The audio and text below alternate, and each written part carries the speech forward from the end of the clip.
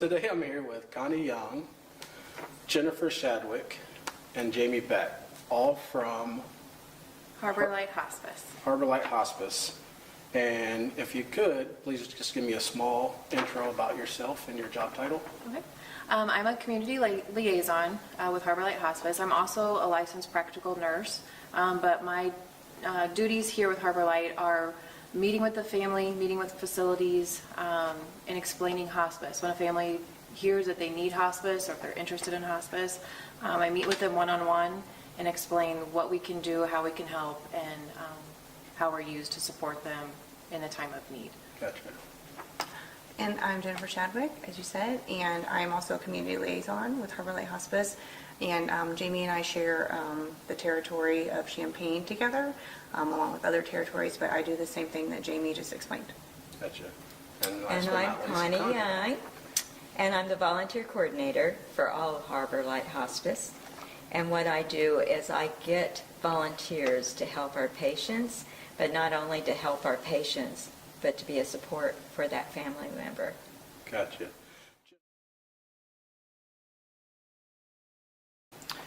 Hospice is a program that is designed to give support to the primary caregiver in the family in a time of need when a patient is given a diagnosis that could take their life in less than 6 months.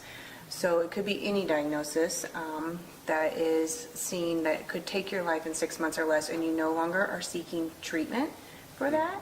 And so the whole goal at that point is once your doctor agrees to that, is that you can have the hospice program. The hospice program is there to support the primary caregiver, the patient, and in some cases a facility. So the whole goal is to bring quality of life when there's not as much quantity left, so that we can help support everyone in that situation to give them the best quality of life while they are here. Right. Quality of life is key, especially when you know that the end is near, essentially, and it's just finding people like you to be able to bring that quality and that comfort to help them. I think this is a really important question because so many people hear about what hospice is and what hospice can do and what we can provide, and then they think, oh my gosh, well, how are we going to pay for that? Hospice is actually a benefit of Medicare. So Medicare, Medicaid, and most private insurances will pay for hospice completely. So everything we provide and everything we do, usually a family will never see a bill for us. If there have been instances where people don't have Medicare, they don't have an active Medicaid number, and they don't have private insurance, you can actually pay for hospice out of pocket and pay privately. It's a little over $300 a day. We have seen it done. People will do that if they need it. So really most of the time, Medicare, Medicaid, and private insurance will pay for the service completely.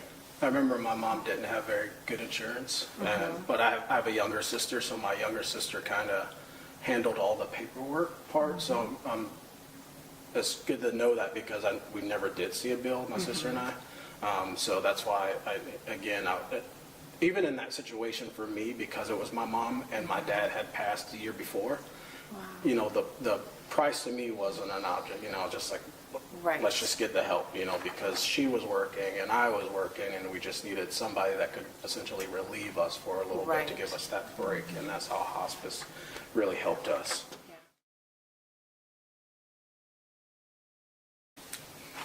Just for what you said, a lot of times as the caregiver, we go in with the patient, and sometimes with our facilities. I used to be social service director in a nursing home, and when you're working in a nursing home, a lot of people don't realize how much we do love our residents.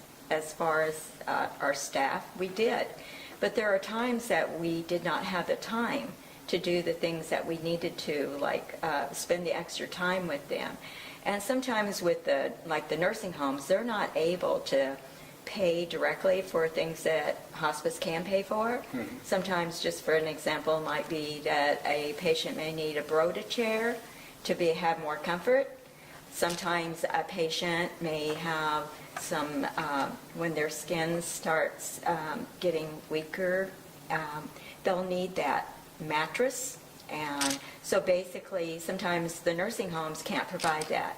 And we work very closely with the nursing homes because we don't want to go in and take over with the nursing home. We're just an added support and service for that facility and for their family members. Gotcha. So Jennifer, how do you handle the stress of just kind of dealing with, you know, the highs and the lows of? I think everyone handles it obviously very different. So every nurse, CNA, chaplain, social worker, all of us are at the front lines in different ways. And every individual takes that stress and they all handle it differently. In regards to your question for me, I try to just focus on each patient and each day because every patient has a different story, every family has a different story. So I try to refocus and group when I meet with them, and then the joys that you get from helping them and knowing that you did make a difference for them is what helps me deal with the stress, because I honestly just try to think of it as a service and I'm serving people, and I don't think of the end result probably. Right. So, but I know that I'm helping them in that situation. So I kind of just try to not focus on the actual hospice part, and I try to focus on serving. Right. Truly have to be passionate about what we're doing, or Right. you wouldn't be able to handle Right. the stress. Yes. So I think you know what your job is, and you know that you're giving your whole heart, because if you don't, people know. And so when you're in hospice, you've gone into it for a reason, because you truly do want to serve and help people. Right. So the everyday stresses of helping families as they venture through their story, because everyone has their own story and their own end-of-life story, and everyone's very unique. And I think that the stress of it is being able to give your whole heart, but yet know that that you are helping. So Right. that's the biggest way I deal with the stress, is kind of giving my whole heart, but yet knowing I'm serving and helping someone. At the end of the day, someone's going to help them. Right. So I would rather it be us Yes. that do care. And I know what I signed up for. So, I mean, you mentally just have to be in that preparation Right. to be able to handle the stress, because we are dealing with end of life. And Yeah. but I don't think when you're in hospice you think of it as end of life, you think of it as a celebration of life. And that's really the focus of hospice, and that's what we've been taught, is that, you know, it is a celebration of life. So that's what really hospice is supposed to be. It's supposed to give you quality of life at end of life while celebrating that person and giving them the best that they deserve. That's so cool that you said that, because for years and years, and again, I went through a rough patch for like a year and a half of losing people, and only after, let's say, the second funeral that we started hearing celebration of life. You know, for me, forever, it was always like funeral. So that was really cool that you said that, Jennifer. I really appreciate that, because that's what it should be, you know. You come into this world, you're celebrating, and when Right. you leave the world, you still should be celebrating. So that's really cool. I think like Jennifer said, for our job, we're educating, and we can only give them the information we have so they can make the best decision that they can with the information we give them. Our nurse is actually the patient's advocate. So when a family is having a difficult time with, you know, watching the disease progress, or, you know, watching their loved one start to actively transition, and that's hard. That's hard to watch someone you love be in that physical state, or at that point of their life. And it can become emotional, and it can, you know, you go through all the stages of, you know, accepting, you know, denial, anger, you know, finally accepting. But that's what our nurse is there to do, is to be the patient's advocate and further explain and educate from the medical standpoint why they need to do that, you know, why they need to start that medication, or why they need to increase that medication, or explain what the patient is actually going through. So again, the family can really understand where we're at. You know, we educate as much as we can, but then of course that's why the nurse is there one-on-one with the family, and like you experienced, develop that relationship, so when that day does come where they kind of break down, whether it's emotionally or physically, mentally. Another beautiful thing about hospice is we've got all these layers of support, from the liaison, from a volunteer being there, from the nurse, from our social worker, from our chaplain.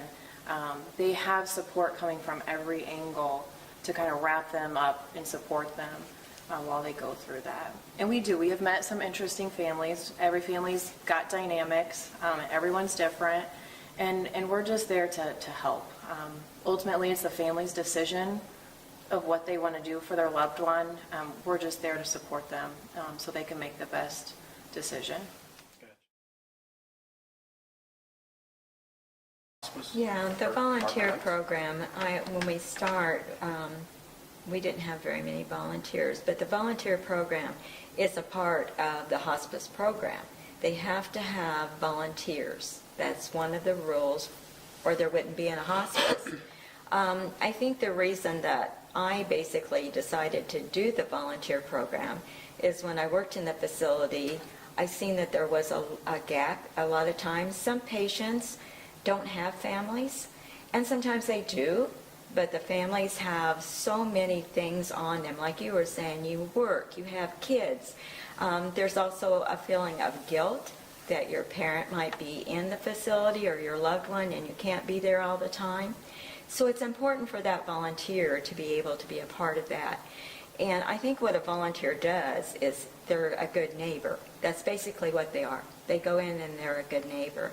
And what that does is relieve that caregiver because they don't feel all the responsibility. They know that there's not only our staff in there, but there's volunteers in there. And some of my volunteers actually have animals that they take in, pets, and that helps a lot. I work with a lot of the students. You will not see anybody light up like a patient does when you either bring a little dog in or if a young person comes in. It just lightens up their world. Communication is number one. So the part about what Harbor Lights focuses on is rapid response. So if we know that a family is needing information or is ready for the program, then one of us, Jamie or I or other two liaisons, would contact the family within an hour to an hour and a half, depending. But we get on it right away so that they have their feelings validated. And that's the first start of it. But you'll never believe how many people say, I can't believe you've already called. Because when you find out something or you make that decision to even get information, no one wants to wait around a couple hours and say, well, that's a serious decision. So all the questions you have can be answered right away, and then you can set up a meeting. In terms of the day-to-day, communication is huge because a lot of people aren't with their loved ones all the time. So the nurses following up, the CNAs leaving notes. Our chaplain leaves notes a lot wherever she goes to let the families know she was there. And our CNA just took someone balloons and a card for their birthday, a couple people at a facility. Communication and also knowing what that family wants to best serve them.